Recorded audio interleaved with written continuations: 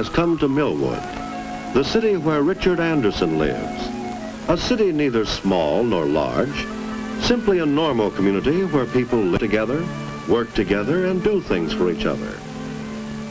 This is the story of one day in Millwood, just any day. The story begins at daybreak. All is quiet in the Anderson home. Everybody is asleep.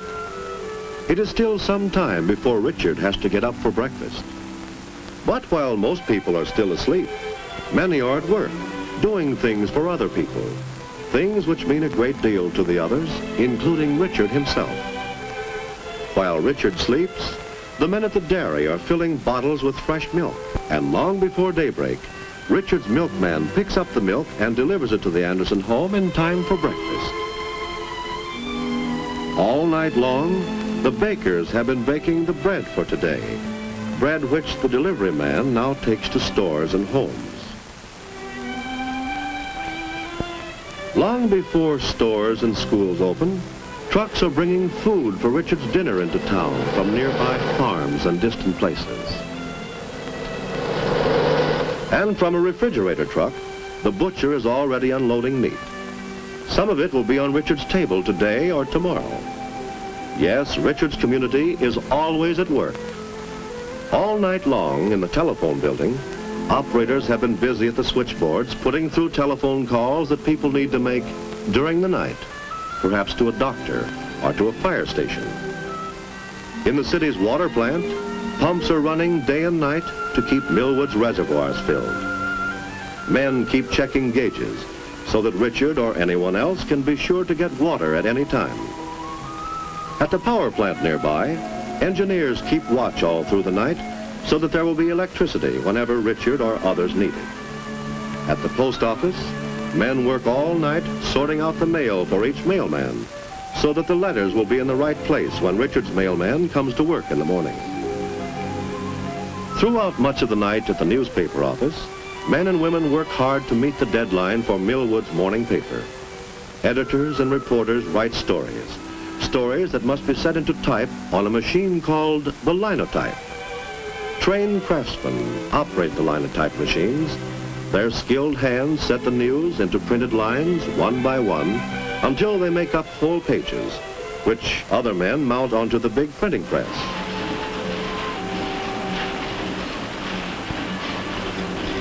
Just before daylight, the pressman checks the first copies as the newspapers roll off the great press. Other men bundle the papers, and still others deliver them to newsstands, counters, and homes all over Richard City. Getting up time is coming closer. The newsboy is already riding down the street and delivering the paper to Richard's home. But for Richard, the day is just beginning. For Richard and for most of the other people in Millwood. Every morning on his way to school, Richard sees the people of his community going about their jobs. People like the linemen, whose job it is to keep the electric lines in Millwood in good repair. Richard has really never stopped to think how people of his city depend on each other. Take this grocery store. His mother shops here, and he often comes to buy things from Mr. Shore, but he has never thought what the city would be like without a grocery store. Or what if there were no shoe stores in his community? Or no furniture stores? It's easy to see that the people who work in stores in the city are doing important work for their neighbors. Our community needs many kinds of people doing many kinds of work. There must be ways for people to go from one part of town to another. Some go by taxi.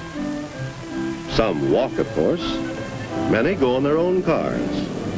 Even more people use buses. They are a little slower, but easy to use and cost less than taxis. Autos, taxis, buses. These are the means of transportation in Richard City. Of course, there are bigger buses that go to many parts of the country. They stop in Millwood, too. And there is a railroad station where trains come in and go to other cities and towns. Trains which carry people, freight, and mail. Trucks carry mail to the post office from the station or from the helicopter field. Helicopters bring mail to Millwood from nearby suburbs and towns. They need little space to land on.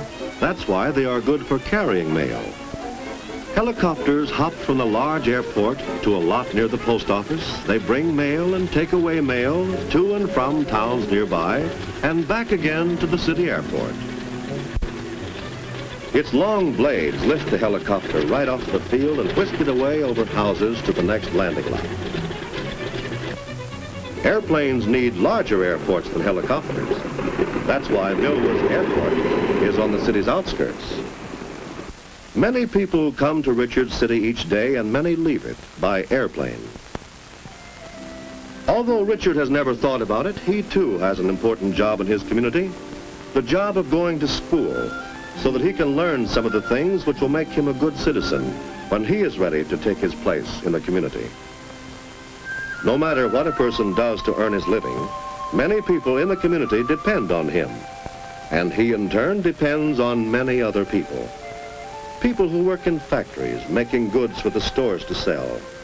People who work in offices writing letters or keeping books. Some of the people are craftsmen and some are professional people, such as doctors and lawyers. Some are storekeepers. Many are housewives whose jobs are to manage their homes and take care of their children. Whatever a person does helps in little ways or in big ways to make his community a good place to live. In the City Hall, people are at work for the city itself. The mayor was chosen by the citizens to run the city government with all its departments, such as the police department. Policemen help make the community a safe place to live in. They direct traffic so that autos will move quickly and safely. It is their job to see that people obey the laws of the city. Even though the people have made these laws for their own safety, at times they have to be made to obey the laws. The fire department is part of the city government. The firemen are always ready day and night to get to a fire as quickly as possible before the fire has spread and endangered the community.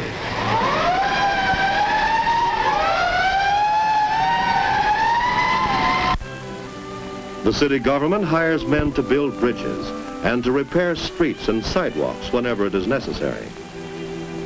Street lights make Millwood safer at night, and there are men whose job it is to keep these lights burning. The city government also helps protect the people's health. It hires men to keep close watch over the city water supply to make sure that the water is pure. Men of the health department inspect places where food is handled to see that they are clean. Men of another city department collect garbage and burn it. This too protects the city's health. And there is a city dump for cans and waste that won't burn, so that Millwood will look clean and orderly. The city also provides playgrounds for children with special equipment like swings and slides and teeter-totters. After school, there is time for Richard to play on a community ball field.